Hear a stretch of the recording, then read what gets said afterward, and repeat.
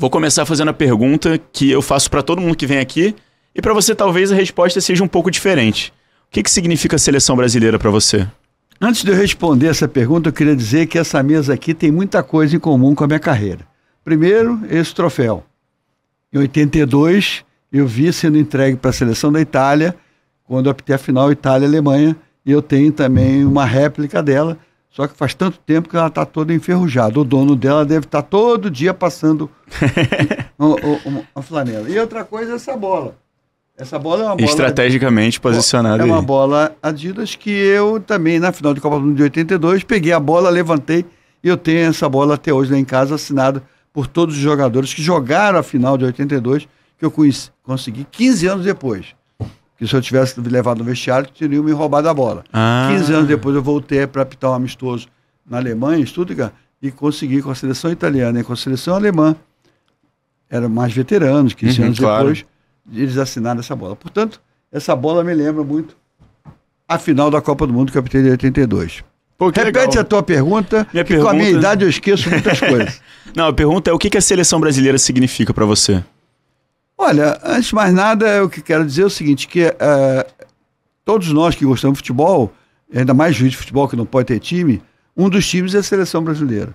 E a seleção brasileira empolgava muito, muito, muito, determinados períodos, que eu espero que agora volte a empolgar também, porque o pessoal ficou um pouco desanimado, porque os jogadores, talvez porque os jogadores não são os jogadores que jogam no Brasil, não tem muita identificação com a torcida brasileira, mas eu espero que seja, volte a ter essa empolgação.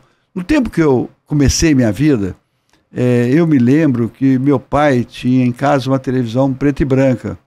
Essa televisão preta e branca a gente via jogos da seleção. Mas eu comecei muito cedo a ver jogos da seleção, e depois disso eu também comecei muito cedo a estar dentro do campo com a seleção brasileira. Eu comecei minha vida apitando jogos da seleção brasileira, coisa que hoje não acontece, porque na época um árbitro brasileiro podia apitar um jogo da seleção. E na época o presidente João Avelange, ele pedia que árbitros brasileiros apitassem, porque assim eles podiam ser vistos por outros países. Porque era tão raro os jogos internacionais que o árbitro não tinha tanta exposição. Então, já em 69, que antes da Copa de 70, que eu vi praticamente em casa com meu pai... Você ainda é muito jovem, né, na época?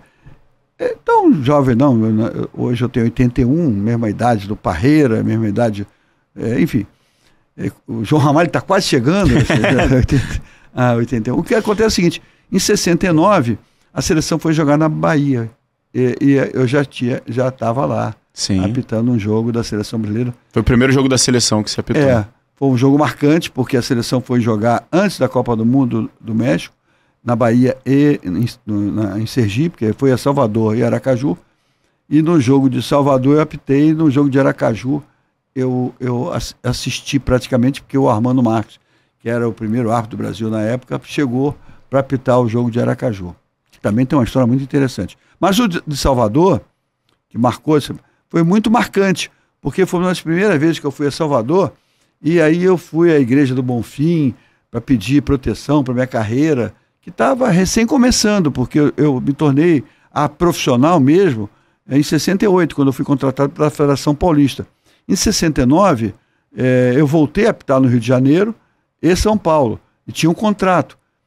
E em 69, que eu fui apitar, eu fui para a Salvador, deve ter sido a primeira vez que eu ia apitar um jogo em Salvador, e me levaram no Bonfim.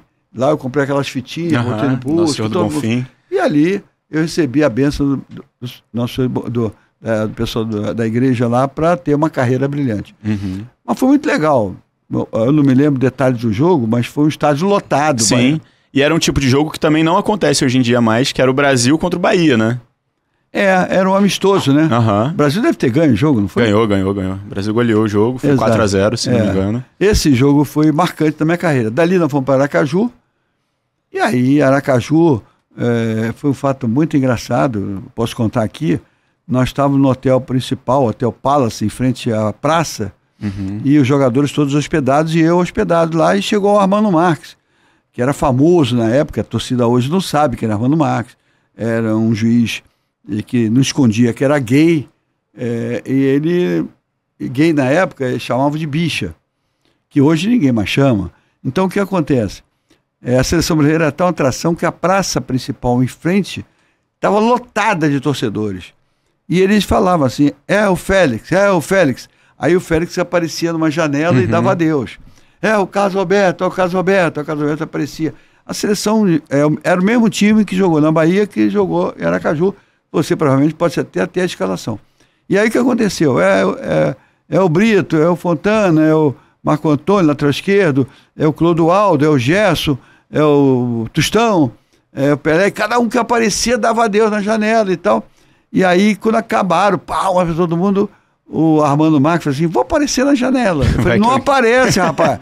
Aí ele abre a janela, aparece a torcida lá embaixo, bicha.